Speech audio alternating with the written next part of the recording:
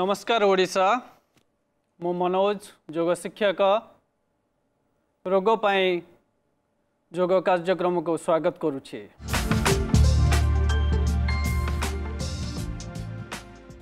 आज आम कोष्ठकाठिन्य पाई के योग अभ्यास करिबा। साधारणतः कोष्ठकाठिन्य कहले अनियमितता एवं कठिन झाड़ा को कोष्ठकाठिन्य कहा जाए।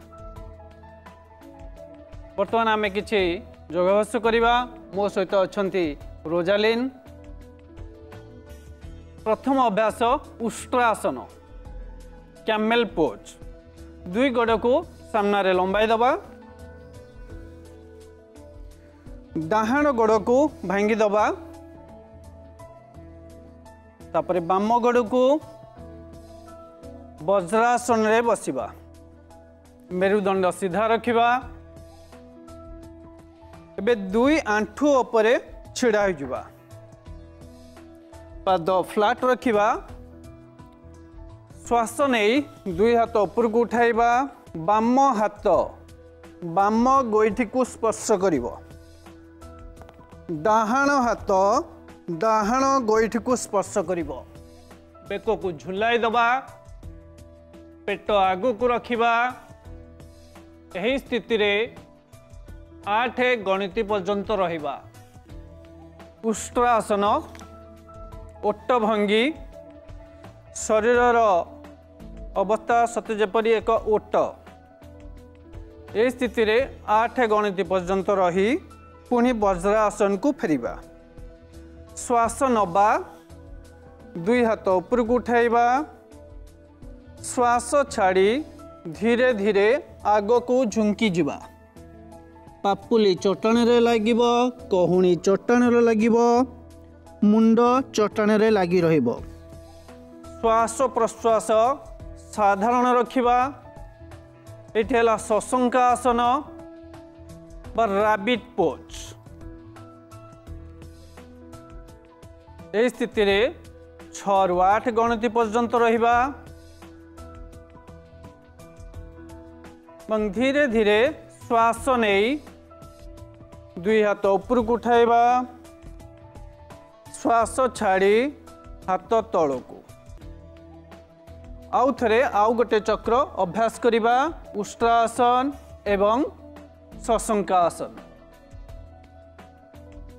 दुई हाथ ऊपर को, डाहाण हाथ डाहाण गोइठी, बाम हाथ बाम गोइठी।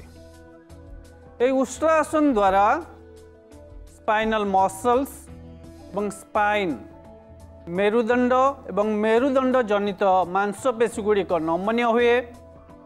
रिप्रोडक्टिव सिस्टम एक्टिव रुहे एवं डाइजेस्टिव सिस्टम मध्य एक्टिव रुहे। एवं सशंका आसन श्वास नहीं धीरे धीरे आगु को झुंकी जिबा। अधरे एड्रिनल ग्लैंड उपरे प्रेशर पड़ी थाए, जा फल मन शांत हुए एवं कोष्ठकाठिन्यरू आमको लाघव मिलता है। प्रत्येक दिन यही आसन करवा उचित। एबे आमे करवा तृतीय आसन सुप्त वज्रासन। सुप्त अर्थात सोई रही अवस्था वज्रासन। आमे बर्तमान वज्रासन में बसी रहीचे। सेठू डाहाण हाथ डाहाण पड़कू टिके झुंकी जिबा। डाहाण कहूणी चटाण लागिबो, तापरे बाम कहूणी धीरे धीरे पछकू फेरी जिबा। पछकू जिबा, दुई हाथ जंघ उपरे रखिबा। कहूणी चटाण रे लागी रहिबो। एही स्थिति रे किछि समय रहिबा। सुप्त वज्रासन।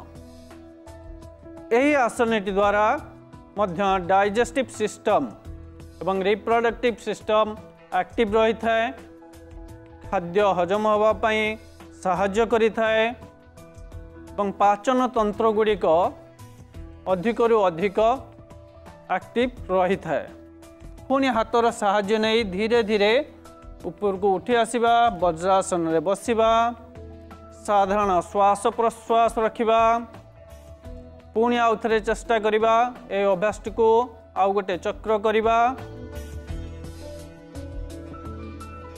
शेष स्थिति रे साधारण श्वास प्रश्वास रखिबा सुप्त वज्रासन पुणी धीरे धीरे तोर साहाय्य नहीं उपरकू उठिबा एवं क्रॉस लेग रे आमे बसी जिबा आखि बंद करिबा दुई हाथ मुद्रा रखिबा श्वास प्रश्वास साधारण रखिबा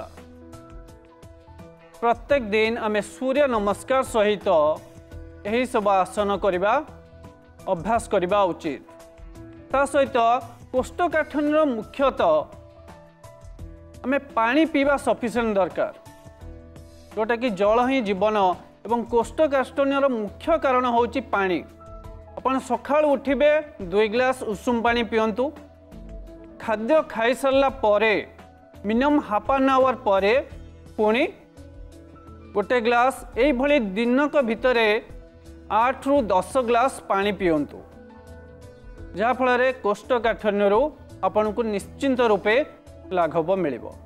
पे आ गोटे बंध करिबा उड्डयन बंध उड्डयन बंध रे आमे चेष्टा करिबा पद्मासन रे बसिबा जदि आपण बसी पारुछंती नहले सुखासन रे आपण बसिकी करि परिबे।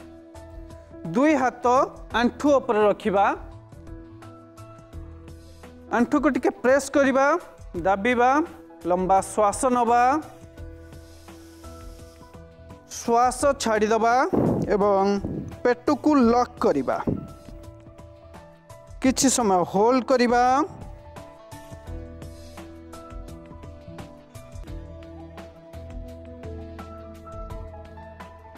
एवं धीरे धीरे श्वास छाड़ी पुणी पेट को पूर्ण अवस्था को आनिबा एई भली 2 रु 3 थर अभ्यास करिबा।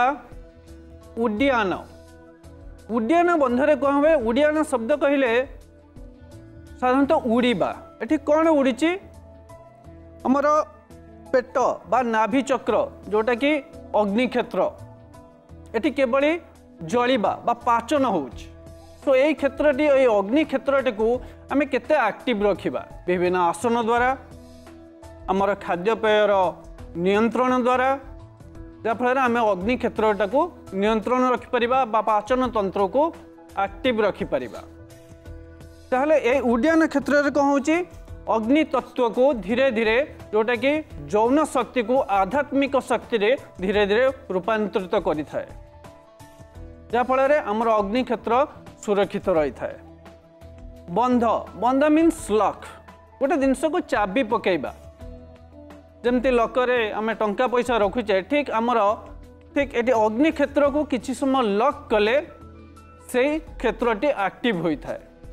सो आज ये आसंता काली आउ किछि आसन एवं प्राणायाम सहित पुणी आम देखा। नमस्कार।